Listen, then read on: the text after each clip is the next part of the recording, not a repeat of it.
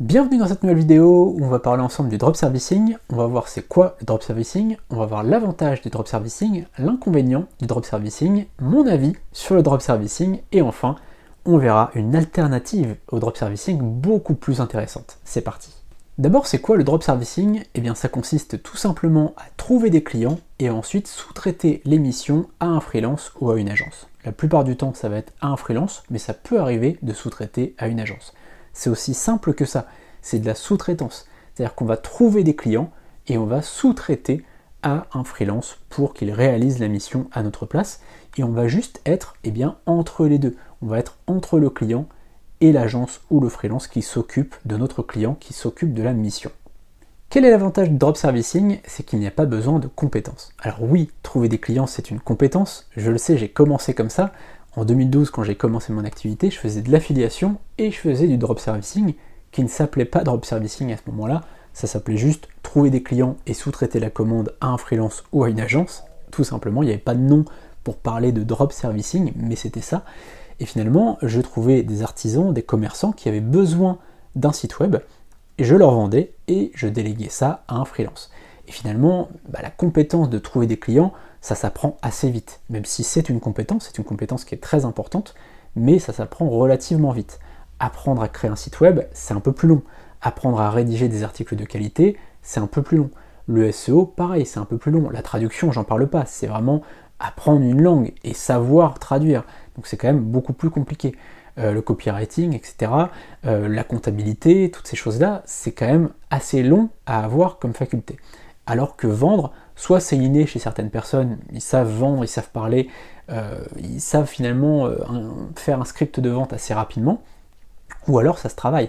Je l'ai fait en quelques mois finalement, alors j'avais été commercial un petit peu avant aussi, mais finalement c'est quelque chose qui se travaille assez facilement. C'est une compétence à part entière, mais si aujourd'hui vous n'avez pas envie d'apprendre à créer un logo, à créer un site web, à faire des pages de vente, etc., eh bien vous pouvez apprendre cette finalement compétence-là qui est de vendre. Et peut-être que vous l'avez déjà, peut-être que vous avez déjà été commerçant, peut-être que vous avez déjà été commercial, donc c'est peut-être finalement une compétence que vous avez déjà et qu'aujourd'hui vous n'utilisez pas au quotidien. Donc finalement quand je dis sans compétence, c'est faux, il y a besoin d'une compétence, c'est la vente, mais ça peut s'apprendre vite et peut-être que vous l'avez déjà. Quel est l'inconvénient du drop servicing, qui est un gros inconvénient, c'est d'être entre le client et le freelance. Et ça, c'est très compliqué. Je sais que j'ai vite arrêté le drop servicing pour créer ma propre agence, pour avoir vraiment des gens avec qui je travaille et moi-même me former sur des compétences, puisque je ne pouvais pas continuer comme ça.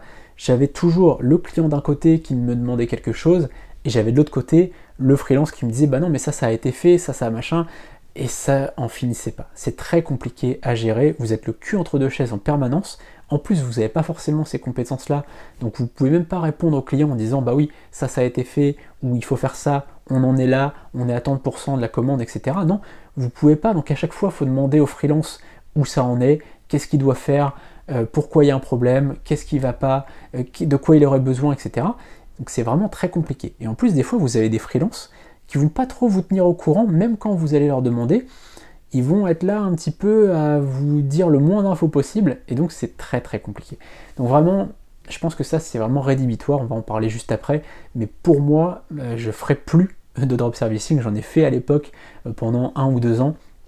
J'ai vite arrêté parce que c'était vraiment trop compliqué, c'est stressant, c'est vraiment un gros problème.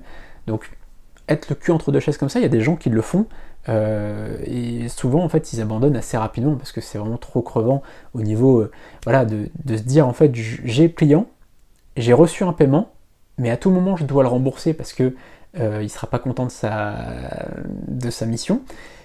Et finalement, moi l'argent j'ai peut-être déjà utilisé, c'est peut-être un peu compliqué.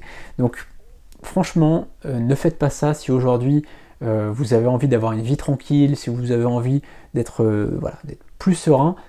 Formez-vous sur une compétence ou faites ce qu'on va voir juste après avec l'alternative au drop servicing.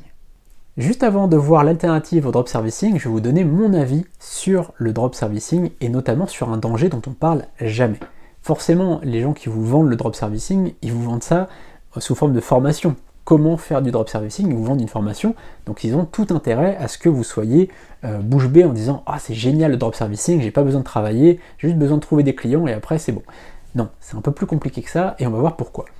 Imaginons que vous fassiez par exemple une refonte de site web. D'accord, vous avez un client, vous avez un freelance qui fait une refonte de site web.